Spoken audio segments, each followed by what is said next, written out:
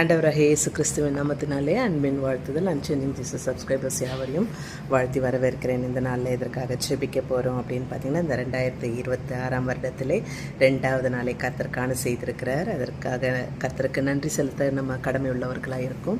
அதோடு மட்டும் இல்லாமல் இன்றைக்கி எதற்காக ஜெபிக்க போகிறோம் பார்த்தீங்கன்னா, அநேகர் வியாபாரத்தில் நஷ்டம் அடைஞ்சிருக்கிறாங்க, பல லட்சங்கள் இழந்திருக்காங்க.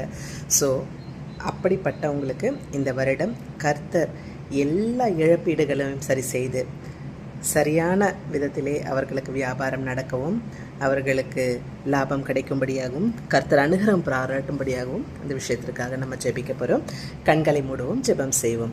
எங்களை அளவுக்கு அதிகமாக நேசிக்கிறதா எங்கள் பரலோக தகப்பனே, இந்த நாளுக்காக நன்றி செலுத்துகிறோம். அப்பா ராஜா, எத்தனை பேருக்கு இல்லாத சிலக்கியத்தை பாக்கியத்தை நீர் எங்களுக்கு கொடுத்துருக்கீங்களா, அதற்காக உமக்கு நன்றி செலுத்துகிறோம். கர்த்தாவே அப்பா தகப்பனே ராஜா, இந்த வேலையில் கூட வியாபாரம் செய்கிறதான ஒவ்வொருவரையும் உமது கரங்களில் கொடுக்குறோம். யார் யாரெல்லாம் ராஜா அப்பா தகப்பனே ராஜா ஆண்டவரே லாஸு சந்திச்சிருக்காங்களோ அவங்கள எல்லாம் உமது கரங்களில் கொடுக்குறோம். சுவாமி, இந்த வியாபாரம் சரியான முறையில் நடக்க, யாராலும் வஞ்சிக்கப்படாமல், யாராலும் ஏமாற்றப்படாமல் இருக்க தேவரின் கிருபை பாராட்டுங்க. அவர்களுக்கு வேண்டிய ஞானத்தை கொடுங்க சுவாமி. இந்த வருடம் ராஜா அவர்கள் கையின் பிரயாசங்களை ஆசீர்வதித்து அது பல மடங்கு பெருகி பழுகித்தக்கதாக தேவரின் கிருபை பாராட்ட வேண்டுமாய் ஜெபிக்கிறோம்.